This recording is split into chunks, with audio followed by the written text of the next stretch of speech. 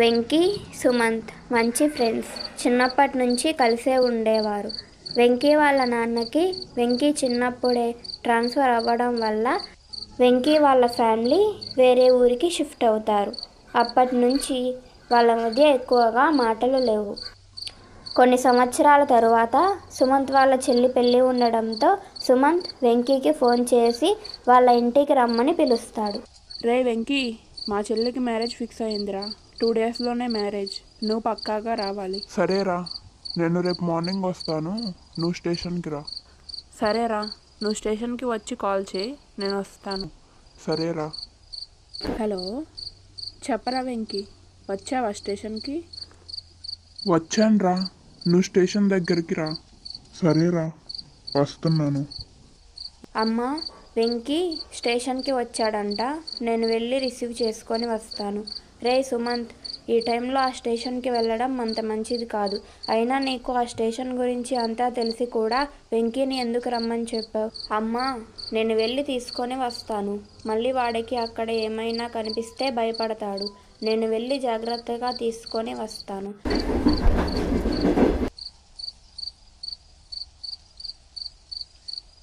ఏంటి, వీడు వచ్చాను అన్నాడు, కానీ ఇక్కడ ఎవరూ కనిపించట్లేదు. ఒకసారి ఫోన్ చేద్దాం. ఛార్జ్ కూడా లేదు. సరే, ఇక్కడ కొంచెంసేపు కూర్చుందాం, వస్తాడేమో చూద్దాం. బాబు, ఎవరు నువ్వు? ఇక్కడేం చేస్తున్నావు? సార్, మా ఫ్రెండ్ వచ్చాడు, వాడి కోసమే చూస్తున్నాను. వాడు వస్తే తీసుకొని వెళ్తాను సార్. చూడు, ఇంత రాత్రి పూట ఈ స్టేషన్లోకి ఎవ్వరూ రారు. ఏ ట్రైన్ కూడా రాదు. నీ ఫ్రెండ్ కూడా వచ్చే ఛాన్సే లేదు. కాబట్టి నువ్వు ఇక్కడి నుంచి వెళ్ళిపోతే మంచిది. ఏంటి, నేను వచ్చి ఇంతసేపు అయ్యింది, ఇంకా రాడేంటి వీడు? కంటికి కూడా కనిపించట్లేదు. ఫోన్ చేద్దామంటే ఫోన్లో కూడా సిగ్నల్స్ రావట్లేదు. ఏంటి బాబు, ఎవరి కోసమైనా వెతుకుతున్నావా? తాత, మా ఫ్రెండ్ వచ్చా అన్నాడు, కానీ ఇక్కడికి వచ్చి చూస్తే ఇక్కడ లేడు. ఎంతసేపు అయినా రావట్లేదు. నీకు నా ఏజ్ అబ్బాయిలు ఎవరైనా కనిపించారా? హా బాబు, ఒక అబ్బాయి రైలు పట్టాల వైపు వెళ్ళడం చూశాను.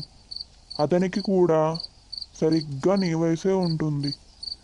నువ్వు ఆ రైలు పట్టాల వైపు వెళితే అతను నీకు కనిపించే అవకాశం ఉంది. సరే తాత, థ్యాంక్స్. నేను వెళ్ళి చూస్తాను.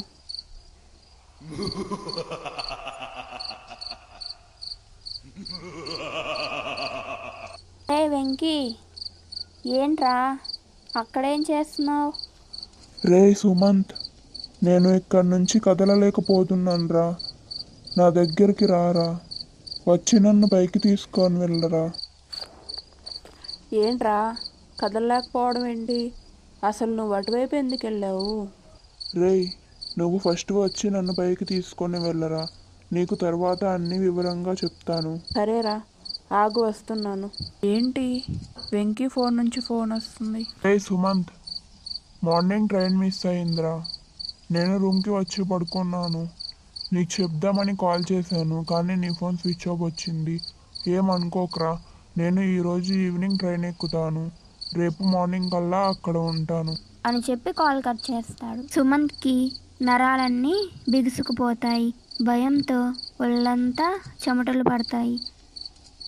ఒక్కసారిగా తల ఎత్తి చుట్టూ చూస్తాడు, కానీ అక్కడ సుమంత్కి ఎవరూ కనిపించరు.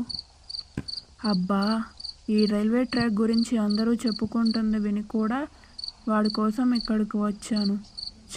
రాకుండా ఉండాల్సింది. తొందరగా ఇక్కడి నుంచి వెళ్ళిపోదాం. బాబు, మీ ఫ్రెండ్ పట్టాల వైపు వెళ్ళాడు. రే సుమంత్, ఎక్కడికి వెళ్ళిపోతున్నావురా? రారా, నేను కదలలేకపోతున్నాను. ఏయ్, నిన్ను ఇక్కడి నుంచి వెళ్ళిపోమ్మన్నాగా, ఇంకా ఇక్కడ ఏం చేస్తున్నావు? సార్, ఈ స్టేషన్లో దయ్యాలున్నాయి. ఇక్కడి నుంచి వెళ్ళిపోదాం పదండి. దయ్యాల నుంచి తప్పించుకోవాలి అని దయ్యాన్నే రమ్మంటావేంటి? రే సుమంత్, ఏమైందిరా నీకు? నేను నిన్ను రావద్దు అని చెప్పానుగా. నేను మార్నింగ్ వస్తాను అని చెప్పానుగా. నువ్వు ఎందుకు వెళ్ళావు రైల్వే స్టేషన్కి? రే వెంకీ, నిన్న ఏం జరిగింది అంటే ఆ రైల్వే స్టేషన్లో దయ్యాలు తిరుగుతూ ఉంటాయి అంటారు కదా, వాటి వల్లనే నీకు నిన్న రాత్రి అలా అయి ఉండిద్ది. నేను మార్నింగ్ వస్తుంటే నువ్వు అక్కడ కనిపించావు, ఇంకా నిన్ను తీసుకొని వచ్చాను. ఇంకా ఎప్పుడు నువ్వు ఆ రైల్వే స్టేషన్ వైపు ఒక్కడివే రాత్రిపూట వెళ్ళకు.